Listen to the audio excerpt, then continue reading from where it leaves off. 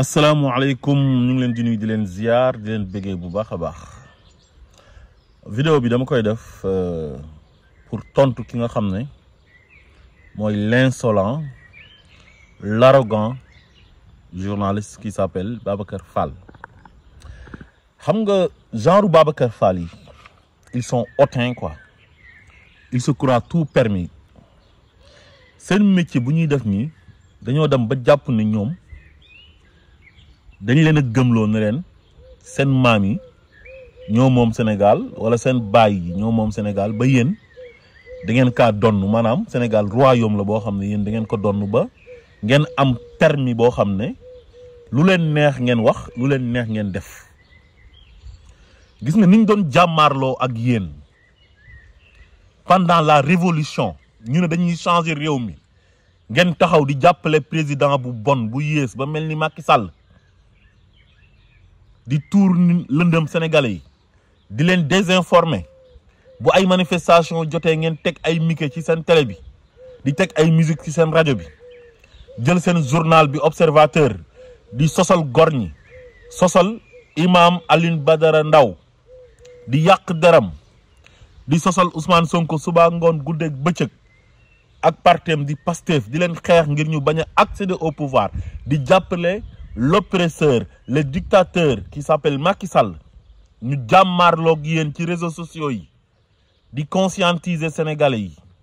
di leen sensibiliser ba révolution bi sotti ba léegi ci loolu lañ nekk jàkkaarloog yéen parce que yéen li ngeen nekkee dafa am ñu leen ci bàyyi. Babacar Fall yow reewaande gi ngay jaay arrogance gi ngay jaay insolence gi ngay jaay ñun ñoo la ko ëppale parce que yow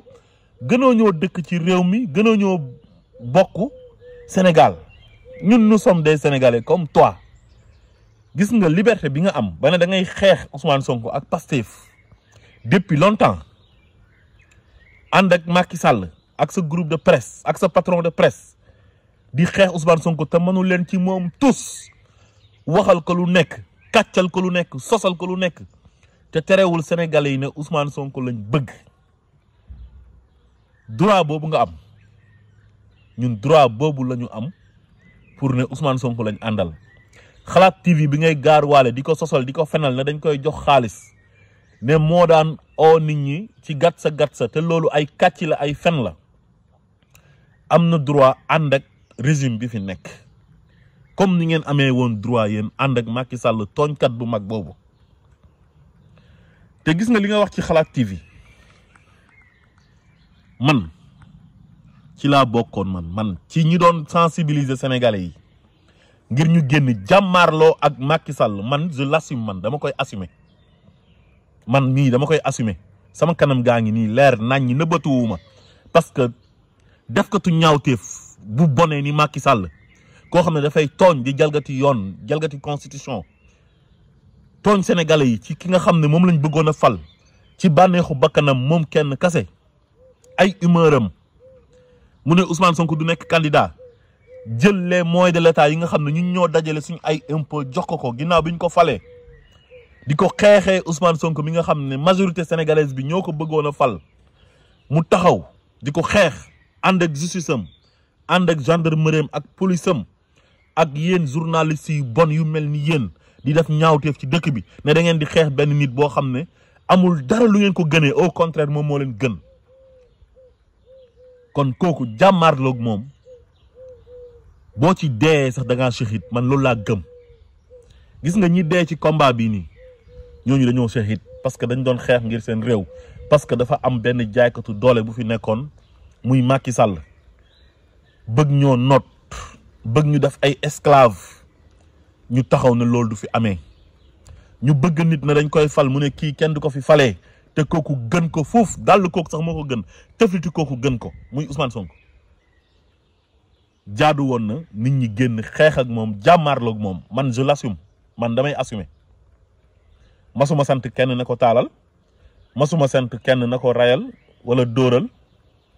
waaye wàcc ci mbedd mi jàmmaarloo ak Macky Sall wan ko ne ko moomoo Sénégal man bokk naa ci ñu doon inciter sénégalais yi man te su ma fa nekkoon ci jamono jooju su ma si dee sax bëgg naa wala ñu jàpp ma tëj ma kaso comme ñeneen ñi bëgg naa parce que sama réew man jaral na ma loolu. Yéen nag vous êtes des hypocrites ngeen am seen gëm-gëm ba pare bëgg a imposer nit ñi yéen ne bëggu leen Pastef nit ñi dañoo war a bañ Pastef nit ñi ñoo tay bëgg Pastef Xalaat TV moo tay bokk ci révolution bi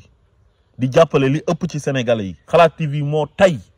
wane ne Macky Sall nit ku bon la mu taxaw di ko dénoncer di xiir nit ñi ne leen génn leen ngeen xeex. Xalaat TV yéen a tay te assumer leen ko. Gis nga bésu xeex bu jotee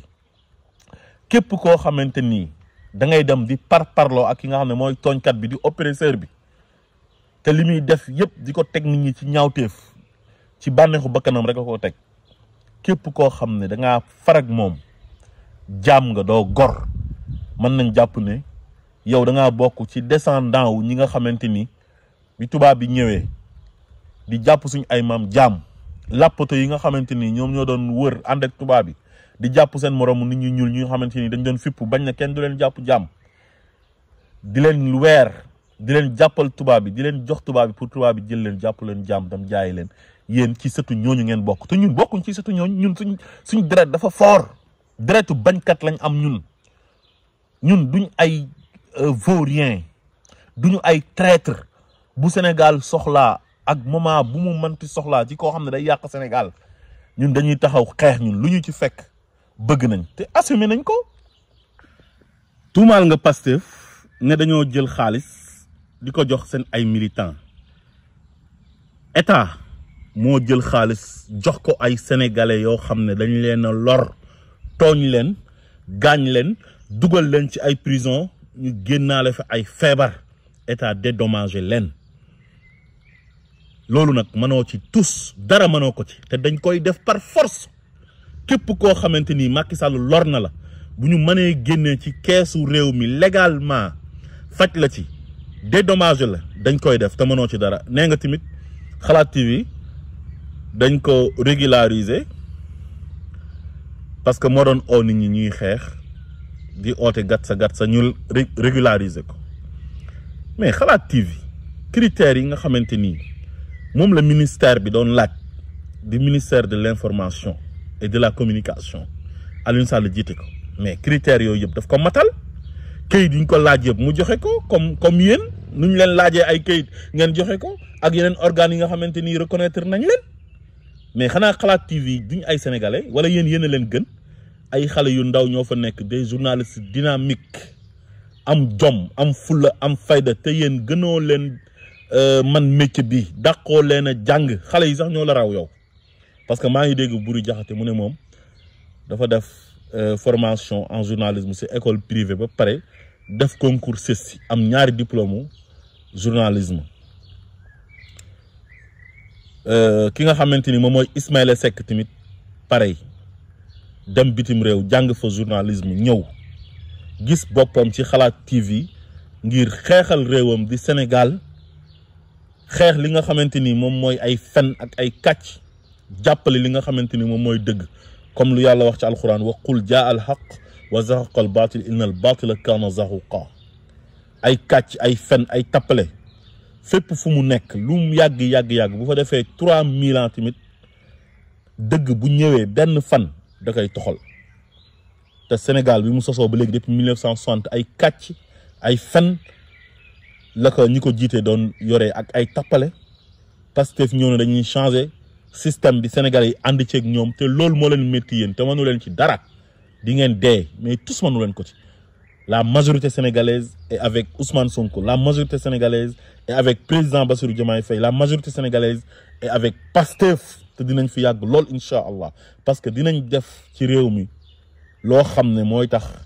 ñu yàgg fi. Sénégalais yi di gën a am ci ñoom confiance di renouveler seen confiance envers le président Bassirou Diomaye Faye, Ousmane Sonko et le parti Pastef loolu moo leen métti incha allah dañ leen di ñaanal yàlla ngeen gudd fan di ko gis seen xol yi di dagg di bon te du ngeen ci man tus mënu leen ci dara ndax zalika fadlullah yuuti man yasha wallahu zul fadlul azim. yéen fii ngeen nekk Macky Sall di rey ay nit di leen dóor ay balu fetal mook police am ak ay gendarme am ay juge am ak ay procureur am di jàpp ay doomi sénégalais di leen takk comme jaam di leen yeew di leen torturer di leen yóbbu ci prison yi di leen entasser foofu noonu pour lan pour bëgg a toog def 3e candidature def 3e mandat ñu ne ko loolu du fi amee mu ne comme Ousmane Sonko am na mbooloo il est influent te Sénégalais yi pare nañ pour fal ko Ousmane Sonko boobu dinaa ko fagaagal ak waa partem ak képp ku ànd ak moom di ko jàppale. yéen a doon jàppale Macky Sall ci ñaawteef yooyu noonu tey te nëbbu leen ci dara chaque jour ngeen di fenal Ousmane Sonko di ko sosal di ko attaqué di ko xeex ba nëbbu leen ko léegi nag ngeen ne ñeneen amuñ droit ñoom ànd ak Ousmane Sonko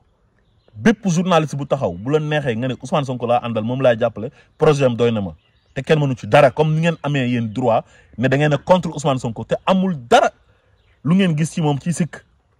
yéen su dee jikko yu bon ci yéen la nekk mais nekkul ci Ousmane Sonko parce que Ousmane Sonko moo leen gën jikko Ousmane Sonko au moins moom servir na réewam jaar impôt et domaine def fa 15 ans taxaw ne mosuma sàcc alalu Sénégalais yi ñaata sàcc ngeen doon collaborer yéen di xaritoog ay directeurs généraux di xaritoog ay ministres ñuy jël l'argent du contribuable sénégalais di leen ko neexale di leen jox ay convention di leen jox ay publicité ñenn ci yéen ngeen wane carrément affiché wu ne Ousmane Sonko dafa bon te yéen a gën a bon Ousmane Sonko moo leen gën Ousmane Sonko makaarimal axlaaq yi nekk ci moom ak li mu muñ ak xeex bu mu xeex ngir Sénégal jaral ko mu mënoon ci ñàkk bakkanam risque yu ci nekkoon yëpp am ay tapet yu daw Macky Sall ragal ko moom mu affronté Macky Sall wane ne moom yàlla rek la yaakaar yonent bi mooy royukaayam faalewul Macky Sall mënul ci moom dara loolu mu gëmoon tey moo sotti nii Macky Sall mënul ci moom dara malgré yore woon na armée yore police yore gendarmerie jël ay juge corrompre leen corrompre ay procureur corrompre ay nit yu influent ay sëriñ ak ay mbërëg ay wéykat ak ay journaliste on s'en fout wa yamkuruna wa yamkurullah wallahu xayrul makirin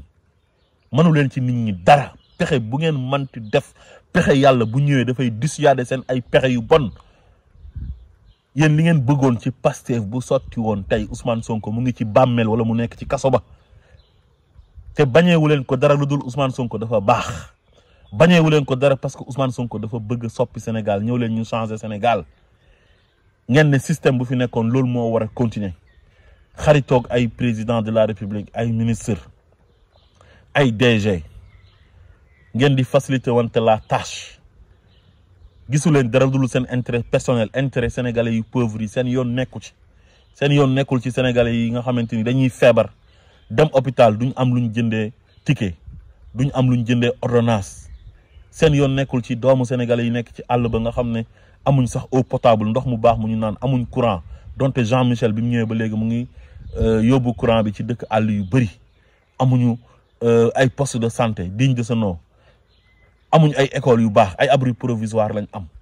yéen loolu yëpp seen yoon nekku ci ñu ne loolu yëpp dañ ko fi changer xeex fi impunité xeex fi népotisme teg justice réformer les institutions joxaat gëddëm institution yi ngeen taxaw na yéen nit ku yées ku bon ku xaraam kooku noonu Macky Sall moom ngeen di àndal seen doole ji ngeen amoon yëpp jàpp ne da ngeen a am doole peuple bi wan nañ leen ne ñoo leen ëpp doole ndax bi ñu bëggee ngeen jógee ngeen fi ñu dàq Macky Sall ca xaj mu daw dem Maroc te bu tegaatee tànkam Sénégal dinañ ko jàpp juger ko pour crime contre l'humanité te du ngeen ci mën dara seen haine bi ngeen am ci Ousmane Sonko dina leen ronger di ngeen dee te mënu leen ci dara yéen da ngeen a moom Sénégal wala yéen dañ leen a gëmloo ne leen Sénégal yéen a ko moom yéen ba tax na ngeen taxaw di acharné wu ci kaw nit ñi. man damay assumer na man dama bokkoon ci ñu doon xeex ngir Sénégal moom boppam ngir Macky Sall ñu dàq ko Sénégal mu jógee fa parce que nekkul nit ku baax comme yéen ni ngeen assumer ne moom ngeen àndaloon asalaamaaleykum wa rahmatullah